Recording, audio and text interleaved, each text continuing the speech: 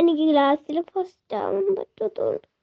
സാധല്ല first ആവാല്ലേ, അവളിപ്പോ പഠിച്ചു കഴിഞ്ഞാൽ ഫസ്റ്റ് ആവാം കേട്ടോ. പിന്നെന്താ പ്രശ്നം? എനിക്ക് ബുദ്ധി ഇല്ലാത്തോണ്ടാണ്. ആരാ പറഞ്ഞ ബുദ്ധില്ലാന്ന്? ഉണ്ടോ? പിന്നല്ലാണ്ട് പിന്നെന്താ, എനിക്ക് പഠിക്കാനുള്ള ടൈം വേറെ, കാർട്ടൂൺ കാണാനാണല്ലോ കാർട്ടൂൺ കാണണ്ട.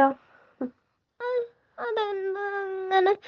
പഠിക്കാൻ തോന്നുമ്പോ കാർട്ടൂൺ കാണാൻ തോന്നുന്നു. രണ്ട് സമയത്ത് രണ്ട് കാര്യം.